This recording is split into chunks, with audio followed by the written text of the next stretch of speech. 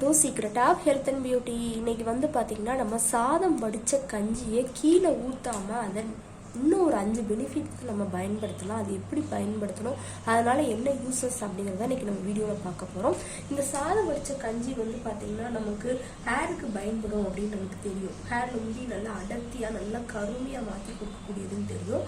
ஆனால் அந்த தண்ணி வந்து பார்த்திங்கன்னா நம்ம மேக்ஸிமம் அதை என்ன செய்வோம், இப்போ குக்கரில் வச்சிடுறாங்க. சில பேர் சாப்பாடு வந்து குக்கரில் தான் வைப்பாங்க. இல்லாட்டி வந்து பார்த்திங்கன்னா அந்த அரிசியை கழுவுறோம் இல்லையா, அந்த தண்ணிலையும் நிறையா சத்து இருக்குது. அதையும் நம்ம சாதம் வடிச்ச கஞ்சி தான் சொல்லுவோம். அரிசியை கழுவிட்டு முதல் தடவை நம்ம கழுவுறப்ப அந்த தண்ணியை கீழே ஊற்றிடணும். 2வது தடவை நம்ம கழுவோம் இல்லையா, அந்த தண்ணியில் ஏகப்பட்ட சத்துக்கள் இருக்குது. அதை வந்து நம்ம பயன்படுத்திக்கலாம்.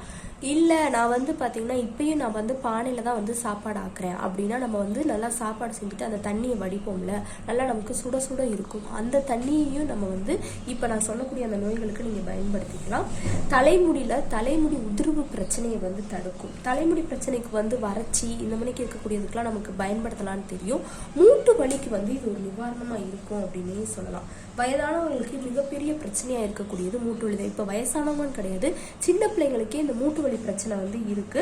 அவங்க வந்து பார்த்தீங்கன்னா இந்த தண்ணி நல்லா வெதுன்னு இருக்கும் போதே காலில் ஊற்றி ஒரு 10 நிமிஷம் நம்ம மசாஜ் செஞ்சோம் அப்படின்னாலே வலி எல்லாம் வந்து காணா போயிடும். தொடர்ந்து 10 நாள் இதை நம்ம ஃபாலோ பண்ணிட்டு வந்தோம் அப்படின்னா மூட்டு வலிக்கு வந்து ஒரு நிவாரணமாக இருக்கும்.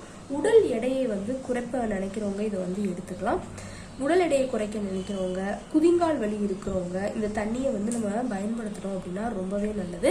அது மட்டும் இல்லாமல் இந்த தண்ணியை நம்ம முகத்தில் தடவி 20 நிமிஷம் நம்ம ஊற விட்டுட்டு வாஷ் பண்ணோம் அப்படின்னா பருக்கள், கரும்புள்ளிகள், முக சுருக்கம் இது எல்லாத்தையுமே மறைய வச்சு ஸ்கின்னுக்கு நல்ல ஒரு சாஃப்ட்னஸ் கொடுக்கும்.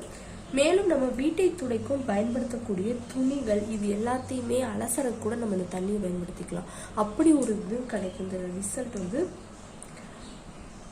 அடுத்து வந்து பார்த்தீங்கன்னா நம்ம இப்போ முட்டை இதெல்லாம் வேக வைக்கிறோம் இல்லையா, அந்த வேக வச்ச பாத்திரத்தில் துர்நாற்றம் ஏற்படும். முட்டையோட அந்த ஸ்மெல் இருந்துகிட்டே இருக்கும். அந்த நேரத்தில் இந்த தண்ணியை ஊற வச்சு தண்ணியை ஊற்றி ஒரு 10 நிமிஷம் நம்ம அப்படியே வச்சுக்கிட்டு அந்த பாத்திரத்தை வாஷ் பண்ணோம் அப்படின்னாலும் நமக்கு அந்த துர்நாற்றம் இல்லாமல் நல்லா க்ளீனாக வச்சுருக்கோம். நம்ம உடம்புக்கு மட்டும் கிடையாது, நம்ம வீட்டில் இருக்கக்கூடிய பொருட்களுக்கும் இது வந்து ஒரு பாதுகாப்பாக இருக்குது. செடிகள், நம்ம வீட்டில் செடி வளர்க்குறோம் அப்படின்னா அந்த அரிசி கழுவுன தண்ணியாக இருக்கட்டும், இந்த சாதம் அடித்த தண்ணியாக இருக்கட்டும், நம்ம ஊற்றணும் அப்படின்னா செடிகளையும் நல்லா அடர்த்தியாக வந்து வளர வைக்கிறதுக்கு இது ரொம்பவே ஹைலைட்டான. இந்த பால் பாத்திரம் இதெல்லாம் நம்ம கழுவும் போதுல இந்த இதை வந்து நீங்கள் ஃபாலோ பண்ணிக்கலாம். கண்டிப்பாக அந்த அரிசி வடித்த கஞ்சி இனிமேல் கீழே ஊற்றாதீங்க. அது அரிசி கழுவும் போதுலையாக இருக்கட்டும், இல்லை சாதம் வடிக்கும் போதுலையாக இருக்கட்டும், இத்தனை பெனிஃபிட்ஸ்க்கும் நீங்கள் வந்து இதை பயன்படுத்திக்கலாம்.